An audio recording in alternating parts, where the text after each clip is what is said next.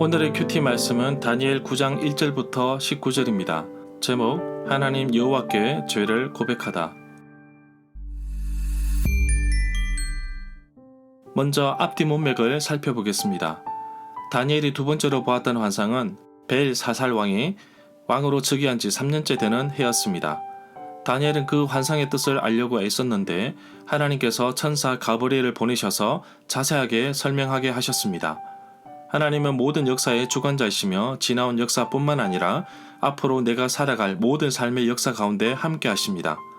다니엘 9장에 보면 메대 족속 사람으로서 아하수에로 아들 다리오가 바벨론의 왕이 된 지 첫 해에 있었던 이야기입니다. 다니엘이 성경을 읽다가 여호와께서 예레미야에게 하신 말씀을 읽게 됩니다. 남유다가 멸망하기 이전에 예레미야 선지자를 통하여 이미 예언하셨습니다.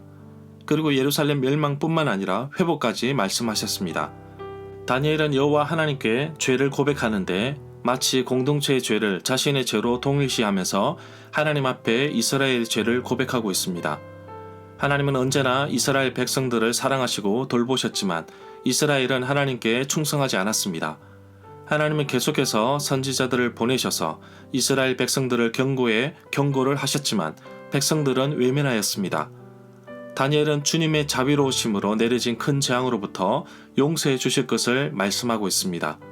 다니엘 9장에 보면 여호와라는 호칭이 나오는데 하나님과 이스라엘 백성들과의 맺었던 언약 관계를 표현할 때 사용한 호칭인데 다니엘은 간절히 용서를 구하고 있습니다. 이스라엘 백성들의 죄를 자신의 죄와 동일시하여서 용서와 회복을 간구하고 있습니다. 늦추지 말 것을 간절히 기도하는데 바로 주의 백성이기 때문입니다. 문단을 나눠보겠습니다. 1절부터 3절은 예레미야에게 하신 하나님의 말씀을 읽고 간절히 기도하다. 4절부터 11절은 이스라엘의 죄를 자신의 죄로 동일시하다. 12절부터 19절은 우리는 주의 백성입니다. 1절에 보면 이 구절에 메대 족속 다리오라는 말이 나오는데 다니엘 5장 31절에서도 언급되어 있습니다. 메대 사람 다리오라는 이름을 가진 왕에 대한 역사적인 기록은 없다고 합니다. BC 539년 바사의 고레스 왕이 바벨론을 정복했습니다. 다리오 1세는 BC 522년부터 486년에 바사 페르시아를 다스렸습니다. 아하수에로는 그리스어로 크세르크세스입니다. 아하수에로의 아들 메대 족속 다리오에 대한 역사적인 기록은 없다고 합니다. 바사의 다리오 1세는 아하수에로의 아버지였습니다. 2절에 보면 이 구절에 그 통치 원전이라고 하였는데 즉 고레스의 통치 원년으로 봅니다. BC 539년부터 538년일 것으로 봅니다. 이 구절에서 말하고 있는 책은 성경 예레미야인데 여기서 다니엘의 주제를 발전시킨 목적으로 사용된다고 봅니다. 관련해 있는 성경 구절은 예레미야 25장 11절, 29장 10절입니다. 3절에 보면 이 구절에 금식, 베옷, 제라는 말이 나오는데 애국과 회개의 전통적인 표식으로 사용됩니다.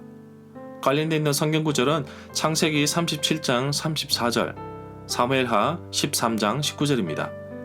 12절에 보면 이 구절에서 주께서 큰 재앙을 우리에게 내리사라고 하였는데 BC 587년이나 586년에 예루살렘 도성이 침공당하고 성전이 파괴된 일을 말한다고 볼 수 있습니다. 16절에 보면 이 구절에 거룩한 산은 시온산을 의미한다고 봅니다. 성전이 세워진 예루살렘 언덕을 말한다고 볼 수 있습니다. 절마다 상세한 설명과 구절 해석, 그리고 핵심 내용과 중심 줄거리는 네이버 블로그에 올려져 있습니다.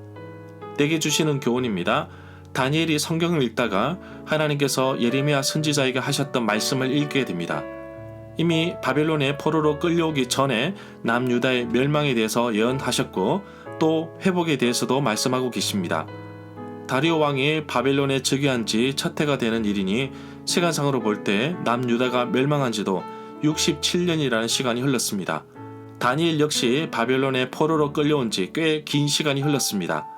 다니엘은 예레미야 25장 11절부터 12절에 70년이 되면 회복될 것이라는 약속의 말씀을 붙잡고 간절히 기도합니다. 다니엘은 먼저 이스라엘의 죄를 고백하고 용서를 구합니다.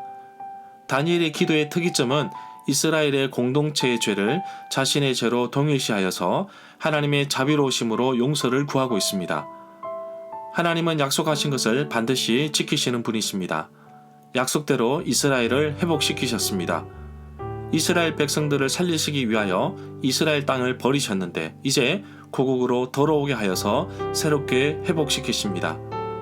다니엘은 하나님께서 이스라엘 선지자에게 약속하신 말씀을 읽고서 이스라엘이 지은 죄를 마치 자신의 죄와 동일시 여기고 죄 용서를 위하여 기도하였습니다. 민족의 죄, 나라의 죄악된 모습을 두고 우리는 기도하여야 합니다. 역사 속에서 하나님은 이스라엘 백성들에게 사랑을 베푸시고 늘 보호하셨지만 이스라엘 백성들은 끊임없이 반역하고 불성실하였습니다. 이스라엘 백성들뿐만 아니라 나 역시 구원의 기쁨을 주셨고 날마다 새로운 삶으로 채워주시고 이끄셨지만 나는 늘 불평과 불만 그리고 원망만 쏟아내었습니다. 다니엘이 이스라엘 공동체를 위하여 기도하였던 것처럼 내가 속한 공동체를 위하여 기도하기를 원합니다. 교회, 선교단체, 가정, 가족을 위하여 기도합니다. 하나님께서 제게 주신 공동체를 잘 관리하고 또 공동체를 위해 기도하며 공동체가 건강하게 성장할 수 있도록 돕고 섬기기를 원합니다. 오늘도 하나님의 자비하심을 우리 공동체에게 베풀어 주시고 공동체의 잘못과 죄를 용서하여 주옵소서. 하나님의 사랑과 용서를 체험하는 하루가 되기를 간절히 기도합니다.